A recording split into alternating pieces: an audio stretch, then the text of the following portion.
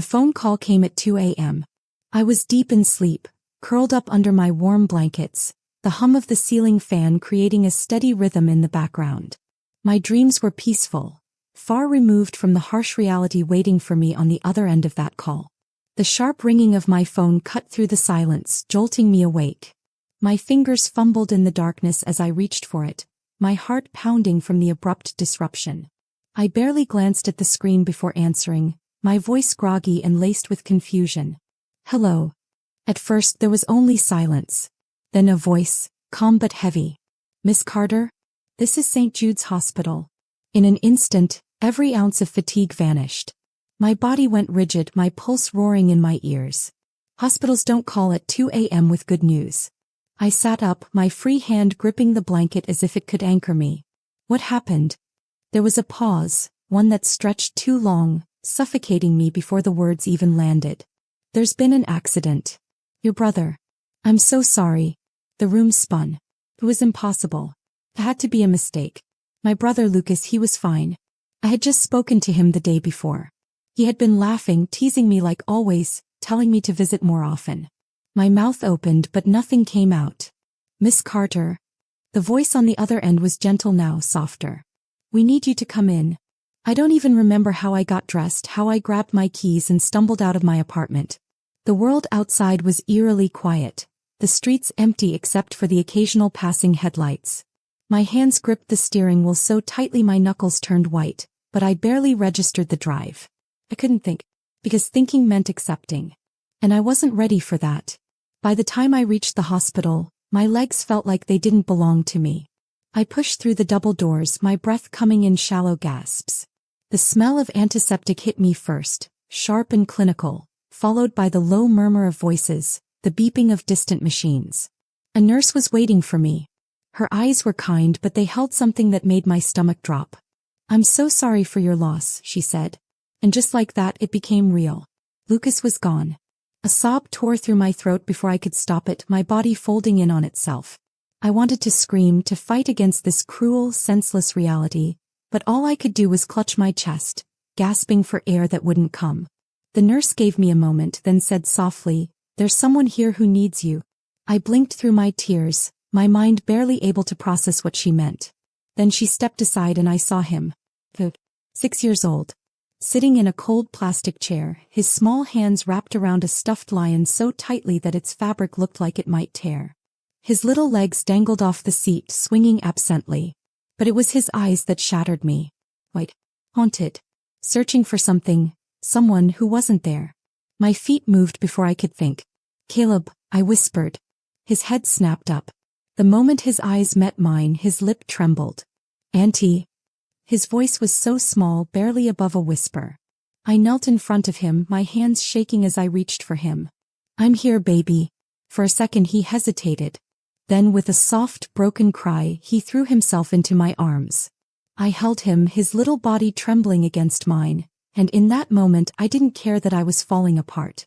I didn't care that my world had just crumbled around me. Because he needed me. And I wasn't going to let him down. I didn't know what came next. I didn't know how I was supposed to be strong enough for both of us. But I did know one thing. Caleb wasn't alone. I would make sure of it. No matter what it took. The days after Lucas's passing blurred together into a haze of grief, exhaustion, and overwhelming responsibility. The weight of everything fell squarely on my shoulders, and for the first time in my life I didn't have anyone to share it with. Except for Caleb. The first night after the funeral, he wouldn't let go of my hand. He was small for his age, but in those moments he felt even smaller. He clung to me like I was the last familiar thing in his world, and maybe I was. When we got back to my apartment, I expected him to cry, to ask for his dad, to break down the way I had in the hospital. But he didn't. Instead, he crawled onto the couch, curled into a ball with his stuffed lion, and stared blankly at the wall. I sat beside him, unsure of what to say, what to do. I wasn't a mother. I had never taken care of a child before. And now I was all he had left. So I did the only thing I could. I wrapped a blanket around us both and held him until he fell asleep.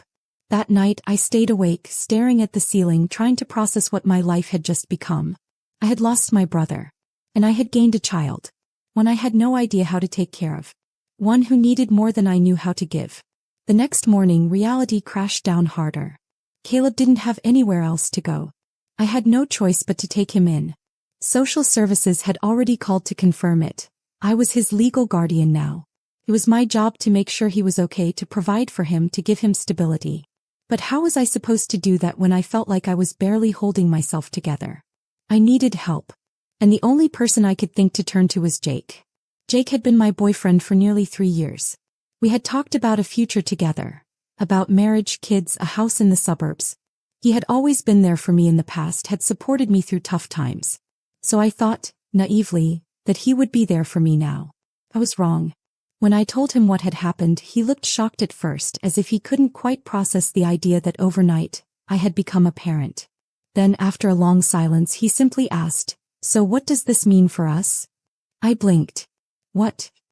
He ran a hand through his hair, exhaling sharply. I'm sorry, Emma. I am. But this is a lot. You're not just talking about babysitting for a few months. You're talking about raising a kid. I frowned, something cold settling in my chest. He's my nephew, Jake. My brother's son. I'm not going to abandon him. I'm not saying you should, he said quickly. We had plans, Em. We had our life mapped out. This changes everything. I stared at him, trying to understand how someone I had loved for years could be reacting like this. He wasn't asking if I was okay. He wasn't asking how Caleb was doing. He was only thinking about himself. My stomach twisted. "I don't know what you want me to say," he sighed, pacing the room.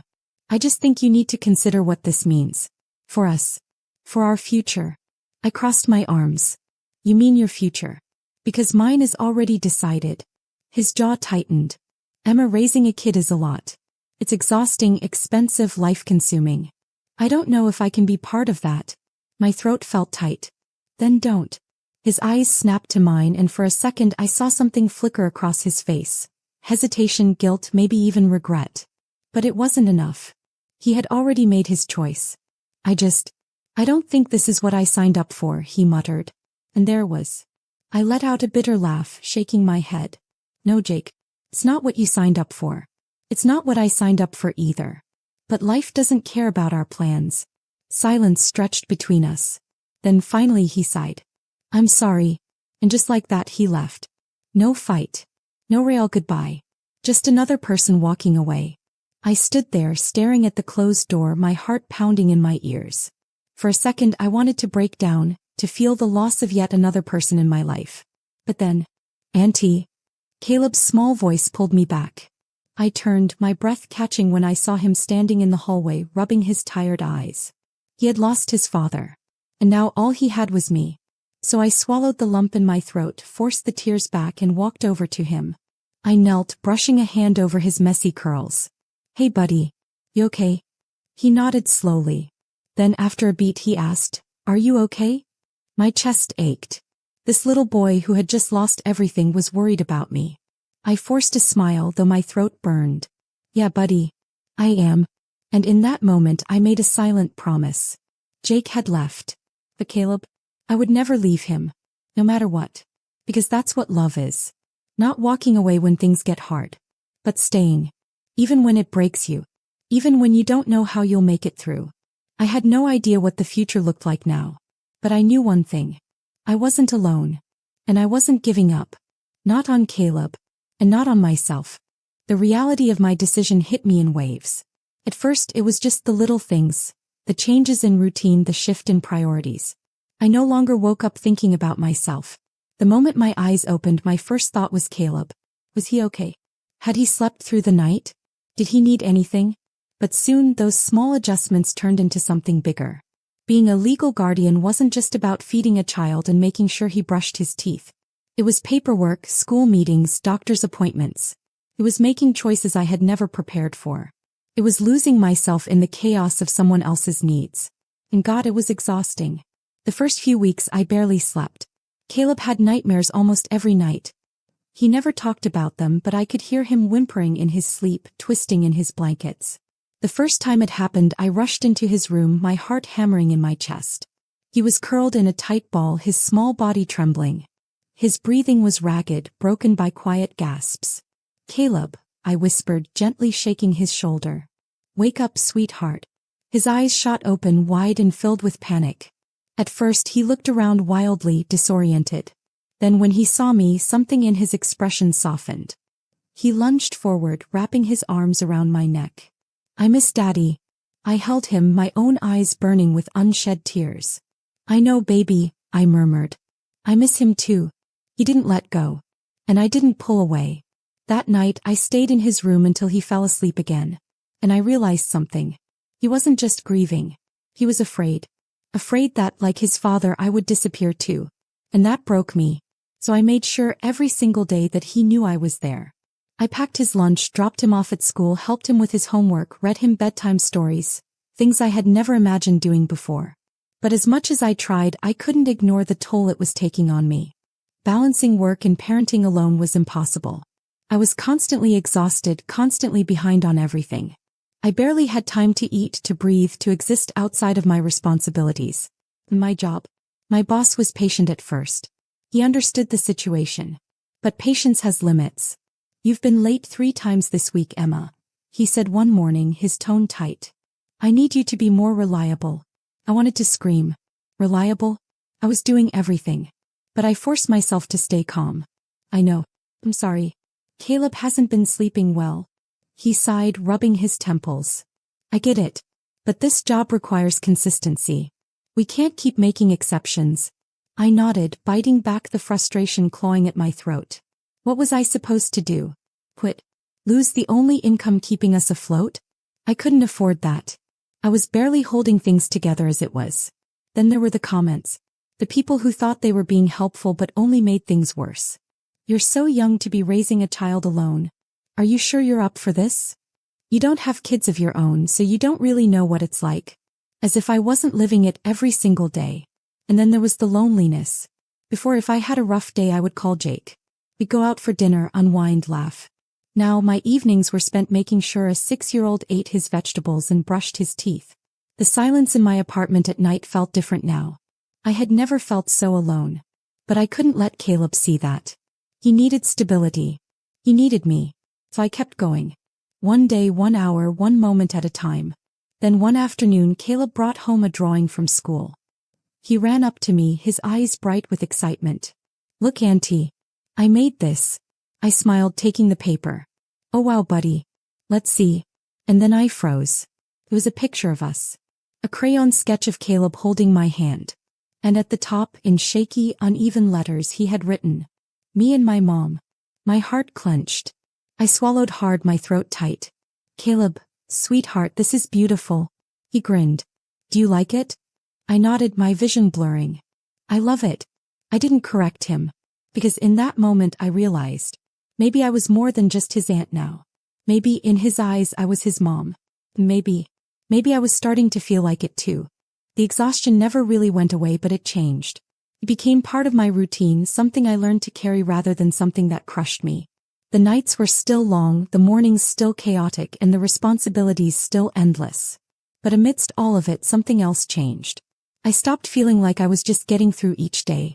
And I started living them.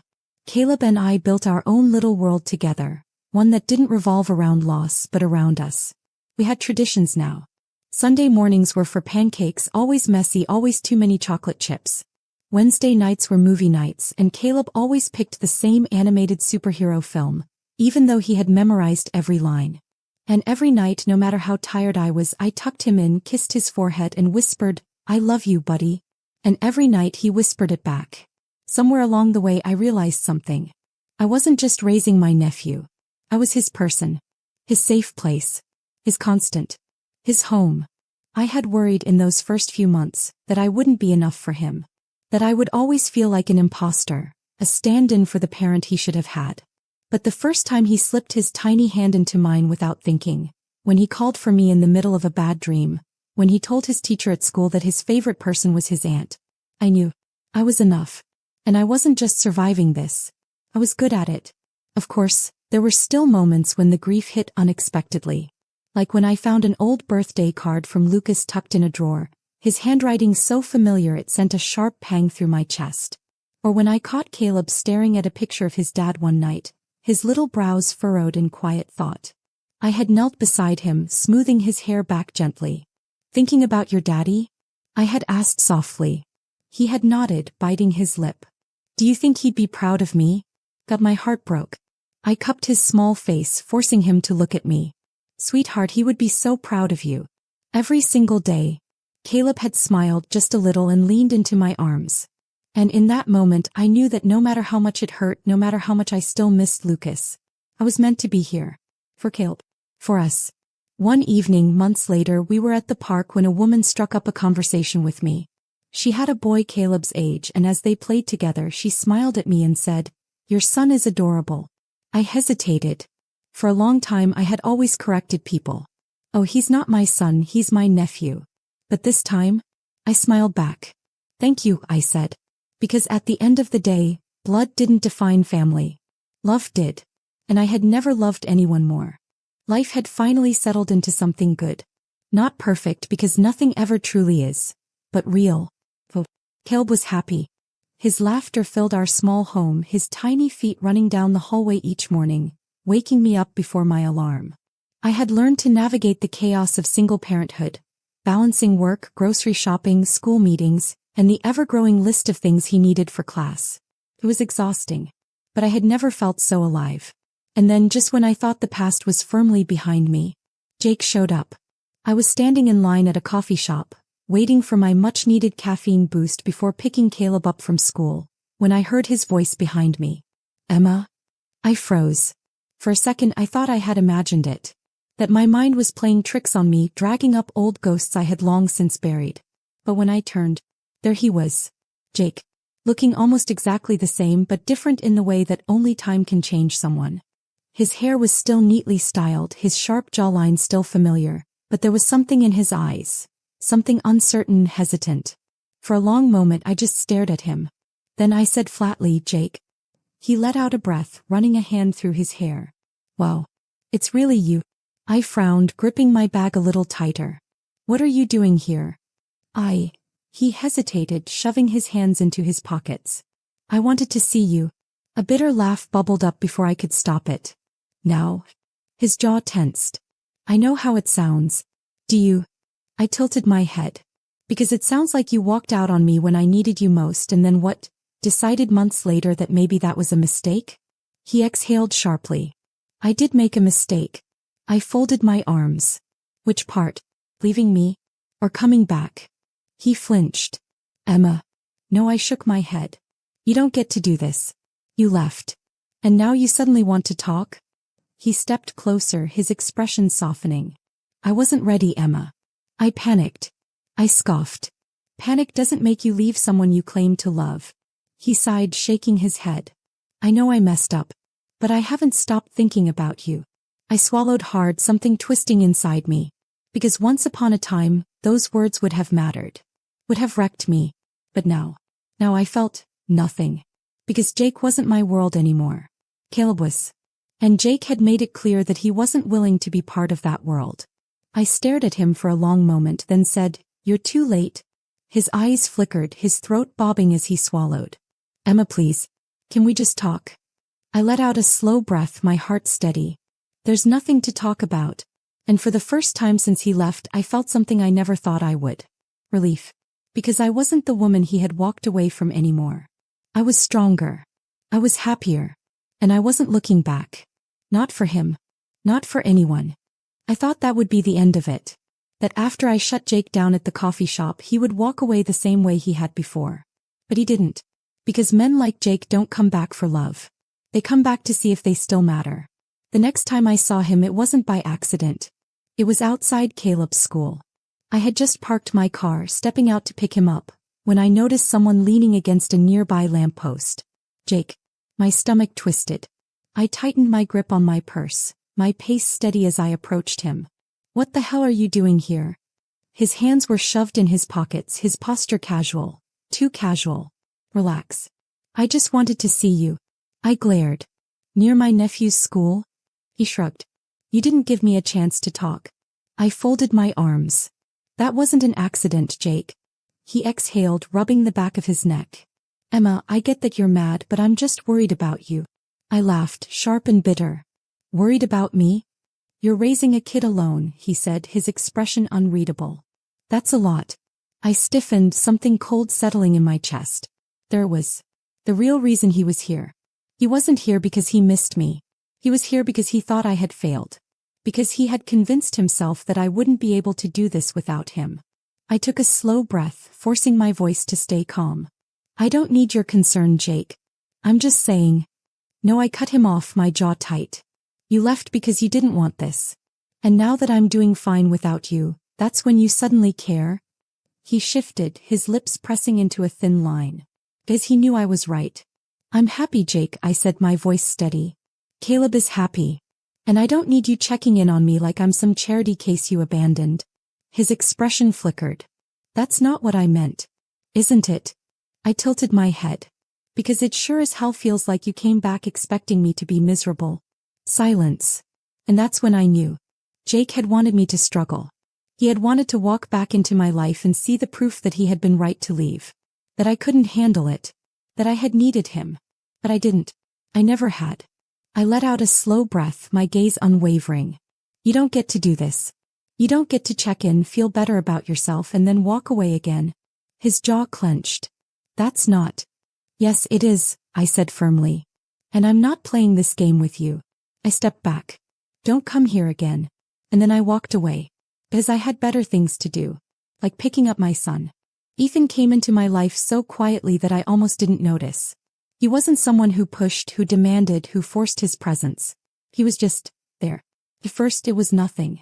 A chance meeting at the bookstore while Caleb and I were looking for a new bedtime story. Good choice, kid. That one's my favorite, a deep, warm voice said behind us. I turned to find a man standing there, holding a cup of coffee and a book in his other hand. He had tousled dark hair, kind brown eyes, and the easy confidence of someone who had no trouble striking up a conversation.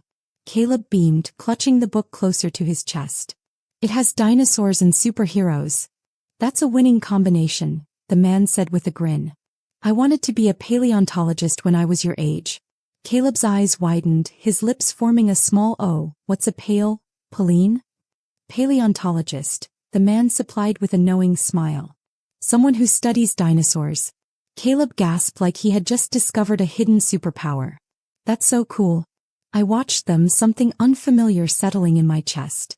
It had been a long time since I'd seen Caleb connect with an adult who wasn't a teacher or a doctor. And longer still since I had stood across from a man who didn't look at me with pity. The man finally turned his attention to me, offering a small, genuine smile. Hi. I'm Ethan. I hesitated for only a second before replying. Emma. Nice to meet you, Emma. His voice was steady, warm. We didn't talk much after that, just a polite goodbye, but the encounter stuck with me. And then, as if the universe had decided to test me, I saw him again the next week. And the next. First at the coffee shop near Caleb's school, then at the park where I took him to burn off his endless energy. Each time we exchanged a few words, nothing deep, nothing heavy. And before I knew it, he had become a presence. A friend. Someone who listened when I talked about my never-ending exhaustion, who laughed when I told him about Caleb's latest obsession with space dinosaurs. Someone who never once asked me if I was sure I could handle this, never once made me feel like I was barely holding things together. He saw me. One night, when Caleb was asleep and the apartment was quiet, I found myself scrolling through old photos of Lucas. My chest tightened when I saw his face, his smile frozen in time. I hadn't expected it to hit me so hard, hadn't realized how much I still missed him. The grief came in waves, sharp and suffocating. I tried to shake it off, but my fingers hovered over my phone screen. Before I could stop myself, I typed a message. Bad night. I stared at the words for a long moment before hitting send. Seconds later, my phone buzzed. Want company? I hesitated, my thumb hovering over the keyboard. I should say no. I should handle this alone the way I always had. But for some reason I didn't want to. 20 minutes later, Ethan was at my door, holding 2 takeout bags and a quiet kind of understanding in his eyes. He didn't ask questions, didn't push me to talk. We sat on my couch, eating in comfortable silence until finally he spoke. You don't have to be strong all the time, you know. I swallowed hard, staring down at my food. I do though. No, he said softly. You choose to be. But you don't have to. I looked at him, then really looked. His expression was steady, unwavering. He wasn't saying it because he felt sorry for me. He wasn't saying it because he thought I was weak. He was saying it because he meant it. And for the first time in a long time I felt something crack open inside me. Maybe I didn't have to do this alone. Maybe for the first time I could let someone in. Ethan didn't push. He never asked for more than I was willing to give, never tried to force his way into my life the way Jake had. Just stayed. Quietly. Patiently. And somehow, without me realizing it, he became part of my world. It started small. A casual text checking in. A coffee waiting for me outside of work. A book recommendation for Caleb. Then one weekend he invited us both to the museum. Caleb, what do you think? Dinosaurs up close. Caleb's entire face lit up, bouncing on his feet before turning to me. Can we go, Auntie? Please, please, please. I hesitated. It wasn't that I didn't trust Ethan. I did more than I had trusted anyone in a long time. But letting someone into Caleb's life wasn't something I took lightly. I had spent months making sure he felt stable, that he knew he wasn't going to lose me the way he had lost his dad. Letting someone in meant risking that. Ethan must have seen my hesitation because he didn't press. No pressure, he said with a small smile. Just think about it. That night I found Caleb sketching dinosaurs at the kitchen table, his brow furrowed in concentration. Are you excited about the museum? I asked carefully. He nodded enthusiastically. Ethan's cool. I raised an eyebrow. Yeah. He looked up, shrugging like it was the most obvious thing in the world. Yeah. He listens. I froze. Because that was it, wasn't it? Ethan listened. Caleb. To me. To the quiet things that no one else had ever noticed. So for the first time I said yes. And that yes changed everything. At the museum, Ethan was patient with Caleb's endless questions, crouching down to read the tiny information plaques when Caleb insisted he wanted to know everything about the fossils. He held Caleb's hand when they walked through the darkened prehistoric exhibit, never making him feel small, never brushing him off when he wanted to go back and see something a second time. And at the end of the day, when Caleb was falling asleep in the back seat, I turned to Ethan and whispered, "Thank you." He shook his head, his eyes warm. "You don't have to thank me, Emma." But I did. Because he had done what no one else had. He had stepped into my world without expectation. Without making me feel like I owed him something for it. A few weeks later, after another late-night talk over takeout, he asked me something that stopped me in my tracks. "What do you want, Emma?" I frowned. "What do you mean?" He leaned back, studying me. "You spend so much time making sure Caleb is okay. Making sure you don't mess this up. Making sure you prove everyone wrong. But what about you?" I stared at him, completely caught off guard. Because no one had ever asked me that. Not since Lucas died. Not since I had taken in Caleb. Not since I had become someone who had to be strong whether I wanted to be or not. For the first time in months I let myself really think about it. And the truth was, I didn't know. So I whispered, "I haven't thought about it in a long time." Ethan's eyes softened and he reached across the table, brushing his fingers lightly over mine. "Then maybe it's time you start." And that was the moment I realized, Ethan wasn't just someone passing through my life. He was changing it. And maybe, just maybe, I was ready for that. I thought I had left my past behind. That Jake was a closed chapter, a lesson learned, a mistake I had outgrown. But some people don't know how to stay gone. It started with a text. "Hey, can we talk?" I stared at the message for a long time, my fingers hovering over the keyboard. I could have ignored it. I should have ignored it. But some part of me, maybe the part that had once loved him, maybe just curiosity, wanted to know what he had to say. About what? I finally typed back. I let out a slow breath, my chest tightening with frustration. There was no us. There hadn't been for a long time. But instead of arguing, I responded with the one thing I knew would end this conversation before it could even start. There is no us. There's me and Caleb. So I expected him to drop it. But he didn't. Glad he showed up. I was at the park with Caleb, watching as he ran across the grass, his laughter ringing through the air, when I felt a presence behind me. "I see you're doing well." The voice sent a chill down my spine. I turned slowly, my pulse quickening as I found Jake standing there, hands in his pockets, that same infuriatingly casual expression on his face. Like we were old friends. Like he had any right to be here. "What are you doing here, Jake?" My voice was steady, but inside I was boiling. He shrugged, glancing toward Caleb. "Just wanted to check in. See how things were going." I crossed my arms. "They're fine."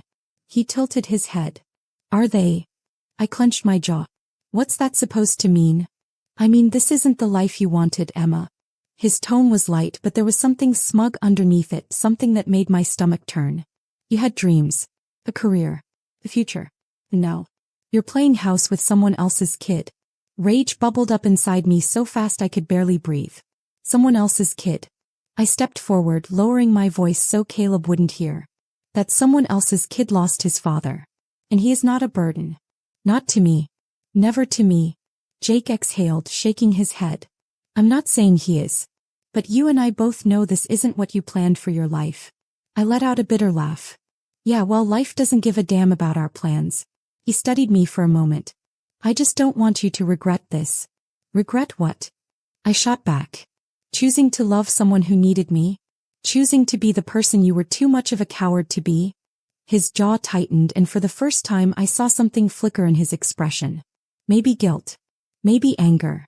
Maybe just the realization that I wasn't the woman he had walked away from anymore. I wasn't the girl who would crumble at his words, who would second-guess herself because he made her feel small. I was so much more than that now. You should go, I said quietly. He hesitated, his gaze flicking to Caleb once more. I hope you know what you're doing. I smiled, but there was no warmth in it. I do. I have for a long time. And then I turned away, walking toward the person who did matter. Caleb ran up to me, beaming, completely unaware of the storm that had just passed behind him. Auntie, did you see me? I ran so fast. I smiled, ruffling his hair. I saw Buddy. You were amazing. And I meant it. Because Caleb wasn't the only one who had grown stronger. I had too. And nothing, not even Jake, was going to take that away from me. I didn't think much about Jake after that day in the park. I had bigger things to focus on. Caleb, work, making sure I didn't forget permission slips and grocery lists and the million tiny responsibilities that came with raising a child. But I should have known that people like Jake don't just disappear. It started with little things. Like on an old picture I had posted months ago. A text message that I ignored. A missed call that I let go to voicemail. I told myself that he would get the hint, that he would move on just like I had. But Jake was never good at being ignored. The first time I saw him again, I was walking out of Caleb's school after a parent-teacher conference. The sun had just started to set, the parking lot mostly empty, when I spotted him leaning against my car like he belonged there. My stomach clenched, but I kept my steps even, my expression calm. What are you doing here, Jake? He pushed off the car, slipping his hands into his pockets. Relax, Emma. I just wanted to talk. I let out a humorless laugh. We don't have anything to talk about. He sighed, tilting his head. Come on. I've been thinking a lot about us. About how things ended. I scoffed. How things ended. You left. There was no discussion. No hesitation. You walked away like I was disposable. His jaw tightened. I was scared. I stared at him, my hands clenching at my sides. We were all scared, Jake. But I didn't have the luxury of running away. I made a mistake, he admitted, his voice softer now. I thought I knew what I wanted, but maybe I was wrong. I laughed, shaking my head. Maybe. He exhaled, running a hand through his hair. I never stopped thinking about you. For a second, just a second, the old me, the one who had once loved him, wanted to believe that. That there had been nights he had missed me, that he had regretted his decision, that maybe he had changed. But then I thought about Caleb. The nights he had woken up crying, terrified that I would disappear just like his dad had. The way he always reached for me first, the way his small hands clung to my sweater when he needed comfort. The way I had picked up the pieces Jake had left behind without a second thought. And I realized something. Jake wasn't here because he loved me. He was here because he couldn't stand the idea that I was okay without him. I took a slow breath, forcing my voice to stay steady. I don't miss you, Jake. Not anymore. His expression faltered. Emma. No, I interrupted. I don't need you. I never did. He looked at me, really looked at me, and I saw the exact moment he realized that I wasn't the woman he had walked away from. I wasn't the girl who had begged him to stay, who had spent sleepless nights wondering if she wasn't enough. I had changed. I had grown. And I wasn't looking back. I turned away, walking toward my car without another word. Wait, he said, his voice tight. Is there someone else? I froze for half a second, then turned to face him again, my expression unreadable. It wouldn't matter if there was. Because the truth was, this wasn't about Ethan or anyone else. This was about me. About the woman I had become. And as I drove home that night, something inside me finally settled. For the first time since he had left, I felt free. Not just from Jake, but from the version of myself who had ever thought I needed him. And this time I wasn't leaving the door open. I was slamming it shut. For good. The night after Jake confronted me outside Caleb's school, I lay awake staring at the ceiling, thinking about everything I had been through since Lucas died. It was strange how things had changed. When Jake had left, I had been devastated. I had thought I was losing everything, that my future had been torn away from me. But sitting there in my quiet apartment, listening to Caleb's soft breathing from the next room, I realized something that shook me to my core. I hadn't lost anything when Jake walked away. I had gained something so much better. Because love isn't about perfect circumstances. It isn't about grand gestures or passionate declarations. It's about the people who stay when life gets messy. The people who choose you day after day even when it's not easy. And Jake had never been that person. But Ethan was. Ethan, who had never once made me feel like I was too much, like Caleb was a burden, like I had somehow ruined my life by choosing to raise my nephew. Ethan, who had stepped into my life quietly, never demanding space but always making sure he was there when I needed him. Ethan who saw me. And I think that was the moment I realized I was in love with him. Not because he had swept me off my feet. Not because he had made some dramatic romantic gesture. But because, over time, without even trying, he had shown me exactly what love was supposed to look like. It wasn't always easy. Some nights, when Caleb was exhausted and fussy, when I was running late on a work deadline, when everything felt too much, Ethan would show up with takeout and a quiet smile, taking Caleb's hand like it was the most natural thing in the world. Some days, when I felt like I was barely keeping my head above water, he would remind me to breathe, to take a moment for myself. And he never, ever made me feel like I was failing. One evening, as I watched him and Caleb build a Lego set together, I felt something tighten in my chest. I walked into the kitchen, gripping the edge of the counter as I tried to process what I was feeling. Ethan followed a few minutes later, wiping his hands on a paper towel. "You okay?" His voice was low, gentle. I turned to face him, my heart pounding. "Why are you still here?" He frowned. "What?" I swallowed, my throat tight. "You could have left. Any time. I never asked you to stay." His gaze softened. "Emma. I mean it," I cut him off. "You don't have to be here. You didn't have to step in. You don't owe me anything." He took a slow step forward, his eyes locked on mine. "I want to be here." I let out a shaky breath, my fingers curling around the edge of the counter. "Why?" He exhaled, running a hand through his hair. "Because, Emma. I love you." The words hit me like a wave. I had imagined hearing those words again, had wondered what it would feel like after everything I had been through. But when Ethan said them, they didn't feel heavy. They didn't feel like a promise I had to be afraid of breaking. They felt real. And I realized, I loved him too. Not just because he had been there. Not just because he had shown me kindness. But because he had never made me feel like I had to be anything other than who I was. I let out a soft laugh, shaking my head. "I love you too." And as he pulled me into his arms, I knew. This was the love I had always deserved. The love that stayed. Life didn't change overnight. There was no magical moment where everything suddenly became easy, where the weight of responsibility lifted, where I woke up and felt like I had it all figured out. But it was good. It was real. And for the first time in a long time, it was mine. Ethan didn't just say he loved me, he proved it every single day. Not with big, sweeping gestures, but with the little things. With the way he always made sure there was an extra snack in his bag for Caleb. With the way he remembered that I liked my coffee with just a splash of cream, no sugar. With the way he listened, really listened whenever I needed to talk. But more than that, he was there. He didn't waver. He didn't run. One night, a few months after we had said those 3 words, I found myself sitting on the couch, watching Caleb play with his action figures on the floor. Ethan was next to me, one arm draped casually over the back of the couch, his fingers occasionally brushing against my shoulder. Caleb looked up, his bright eyes shining. "Ethan, can you help me build a spaceship?" Ethan grinned. "Of course, buddy." Caleb beamed, scooting over to make space. I watched them, something warm blooming in my chest. And that's when it hit me. This wasn't just me and Caleb anymore. We were a family. Not because of blood. Not because of obligation. But because we had chosen each other. One evening after Caleb had gone to bed, I turned to Ethan, my heart pounding. "I want you to be part of this," I said softly. "Officially." Ethan frowned. "What do you mean?" I swallowed hard, my hands twisting in my lap. "Caleb, he already sees you as part of his life. And I do too. I want him to grow up knowing that the man who loves him chose him." Ethan's breath hitched, his brown eyes locking onto mine. I took a deep breath. "I want you to adopt him." For a second he didn't say anything. Then he exhaled sharply, rubbing a hand over his face before looking back at me. "Emma, are you sure?" I nodded. I've never been more sure of anything. A slow, almost disbelieving smile spread across his face. "I'd be honored."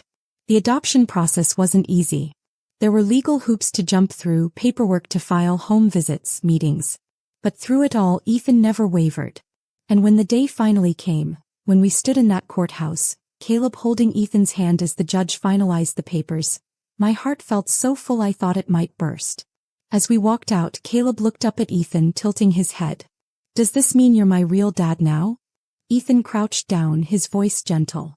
"I've always been your real dad, buddy. This just makes it official." Caleb grinned, throwing his arms around Ethan's neck. And in that moment I knew I had made the right choice. Not just for Caleb, but for me. Because love isn't about the people who leave. It's about the ones who stay. And Ethan? He had stayed from the very beginning.